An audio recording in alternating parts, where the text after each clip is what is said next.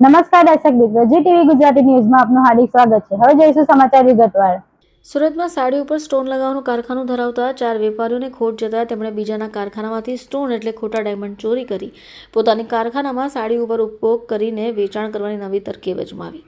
કાપોદ્રા વિસ્તારમાં આવેલી શિવનગર સોસાયટીમાં 27 જાન્યુઆરી સોમવારે રાધેશ્યામ સ્ટોન મટીરિયલ્સ નામના હોટફિક્સના તાળા તૂટ્યા। રિક્ષામાં આવેલા તસ્કરો અહીંયાથી 1.95 લાખ રૂપિયાની કિંમતની સાડી પરના લગાવવાના સ્ટોન ચોરી ગયા। ઠાકોરદ્વાર સોસાયટીમાં આવેલા સિતારા ઇમ્પેક્સ નામના કારખાનામાંથી 1.92 લાખના સ્ટોન ચોરી થયા હતા। ટોળકી રિક્ષામાં આવી હોય એક જ ગેંગ હોવાની સંભાવનાની સામે સ્ટોન મટીરિયલ્સ ચોરી કરતી નવી વાત હોય ઇન્સ્પેક્ટર MB ઓસુરા ટીમે ગંભીરતાથી તપાસ શરૂ કરી। પોલીસે રિક્ષા નંબરને આધારે જયસુખ રાજા દાંભેલિયાને ઝડપી લીધો। પૂછપરછમાં સીતાનગર કૈલાસધામ સોસાયટીમાં રહેતા અને બુટ ભવાની પાસે હોટફિક્સનું કારખાનું ધરાવતા માનસિંહ પ્રતાપસિંહ ગોહિલ તેના નેજા હેઠળ ચાસલા ચોરી માટે રિક્ષા ભાડે કરી લઈ જતા હોવાનું પણ જણાવ્યું હતું। ચારેય વેપારીઓ ચોરીના સ્ટોનને પોતાના કારખાનામાં જોબ વર્ક માટે આવતી સાડીઓ પર ચોંટાડવાનું કામ તો કરતા જ પરંતુ કેટલાક સ્ટોન બીજા કારખાનેદારોને પણ વેચતા।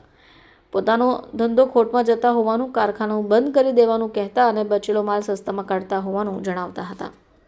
ચોરી માટે તેઓ રિક્ષા ઉપરાંત પિકઅપ વાન પણ ભાડે કરીને જ લઈ જતા।